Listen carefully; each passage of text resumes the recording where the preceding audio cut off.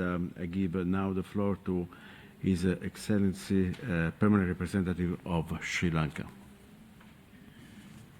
Mr. Chair, at the outset, allow me to congratulate you and the Bureau on your election.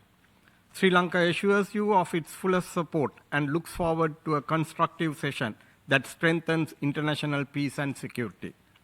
My delegation aligns itself with the statement delivered by Uganda on behalf of the non-aligned movement and wishes to add the following remarks in our national capacity.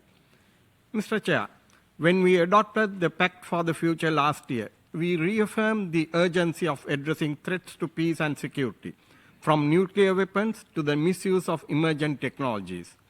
As we sit here 1 year later, conflicts persist, arms build-up accelerate, and the architecture of disarmament faces challenges. We have all committed to multilateral cooperation, but distrust and militarization remain at a dangerous height. Nuclear weapons remain the most existential danger. Nuclear sharing arrangements and lowered thresholds for use only worsen the risk. The step-by-step approach has stalled. As NAM has stressed, a new direction is needed. Sri Lanka reiterates that the only absolute guarantee against the use or threat of use of nuclear weapons is their complete elimination through a comprehensive, verifiable, and time-bound process. Sri Lanka is proud to be a state party to the NPT, CTBT, and TPNW. We call on all states to join these instruments without delay. Mr. Chair, other weapons of mass destruction must not be overlooked. On biological weapons, we stress the urgent need for a legally binding verification regime. We also caution against new and emerging types of WMDs, which must be prohibited before they add new risks to humanity.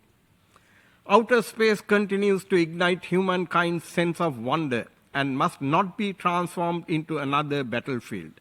Sri Lanka supports early negotiations on a legally binding instrument to prevent an arms race in outer space, building on PPWT draft treaty and the 2024 report of the group of governmental experts.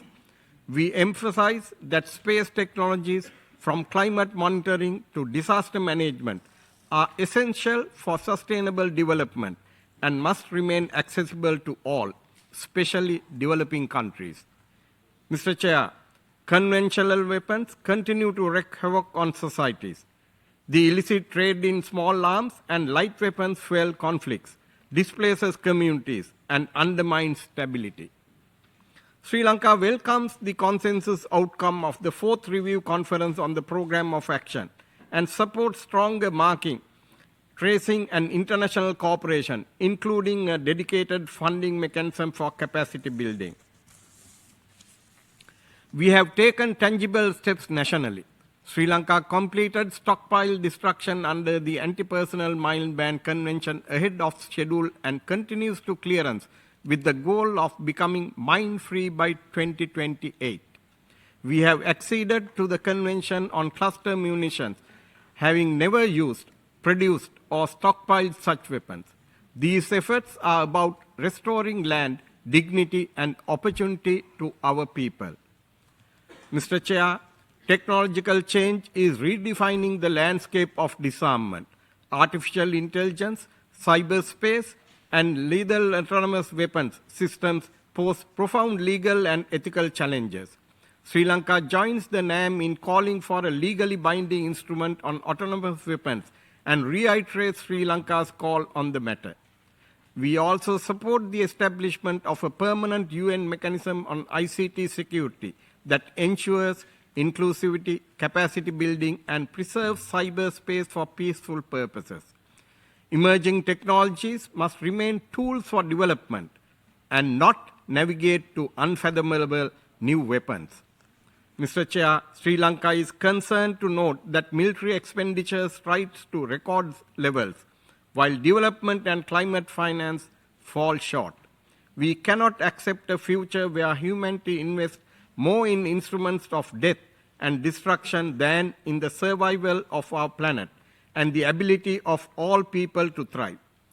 As the Lord Buddha's words remind us, all beings tremble at violence, all fear death, Putting oneself in the place of another, one should not kill, nor cause another to kill.